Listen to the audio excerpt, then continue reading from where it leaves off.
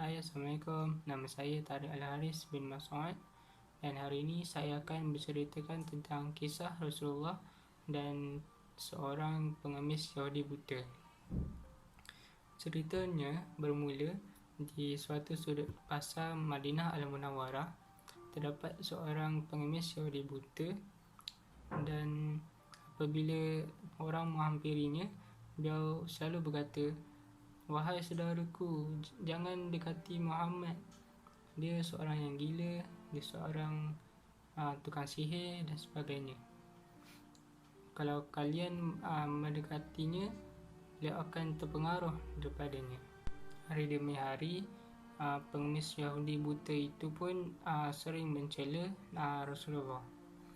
Sebagai Nabi yang menerima wahyu, Rasulullah tentulah tahu apa yang dikerjakan oleh pengemis Yahudi buta itu.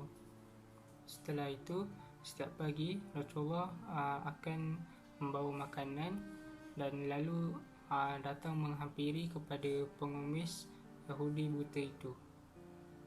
Saat Rasulullah mendekati pengemis Yahudi buta itu, beliau tidak berkata sepatah sekalipun dan lalu menyuapi makanan tersebut kepada pengemis itu. Hari demi hari, Rasulullah menyuapi pengemis Yahudi itu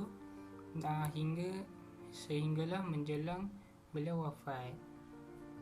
Setelah kewafatan Rasulullah, tidak ada orang lagi yang sering memberikan makanan kepada pengemis Yahudi buta itu.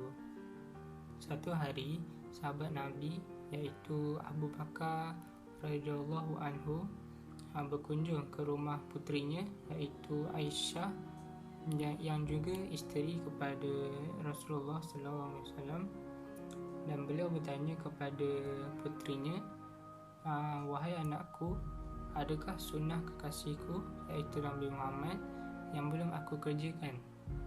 Aisyah pun menjawab, "Wahai ayahku,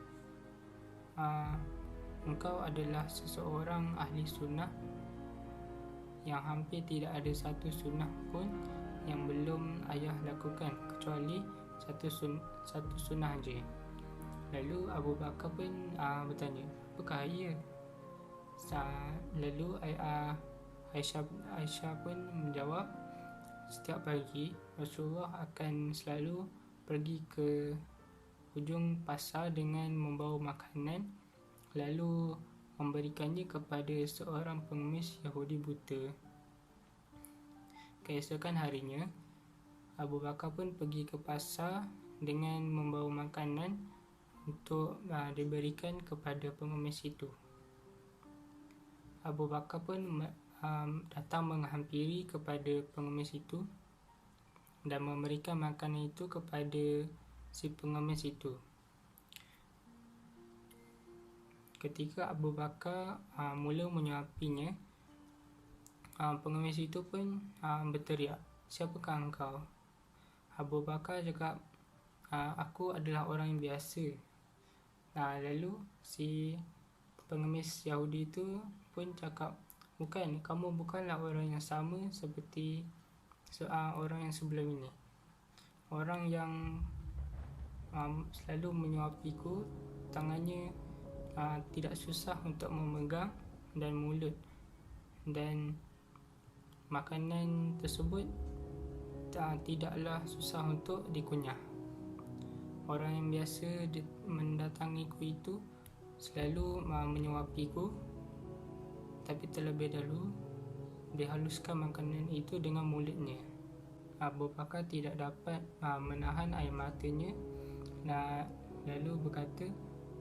lalu menangis dan berkata, "Ya, aku memang bukan orang yang selalu menyuapimu. Aku adalah salah seorang dari sahabatnya.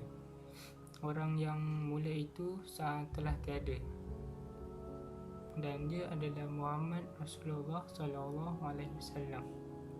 Setelah pengemis itu mendengar cerita dari Abu Bakar, pengemis Yahudi buta itu pun menangis sedih dan kemudian berkata, benarkah demikian? Selama ini aku telah menghinanya, memfitnahnya, dan dia tidak pernah memarahiku tentang perbuatanku. Bahkan ia selalu mendatangi kepadaku dan membawa makanan setiap hari. Akhirnya pemuda pengemis Yahudi buta itu pun bersyahadah di hadapan Abu Bakar dan telah memeluk Islam. Demikianlah Al-Kisah tentang Rasulullah dan Yahudi pengemis buta. Dalam Al-Kisah ini, Nabi Muhammad SAW telah pun mengajarkan kita supaya betapa kelembutan akhlak dan budi pekerti yang baik dapat mendatangkan kebaikan kepada orang lain. Itu saja daripada saya. Terima kasih. Assalamualaikum.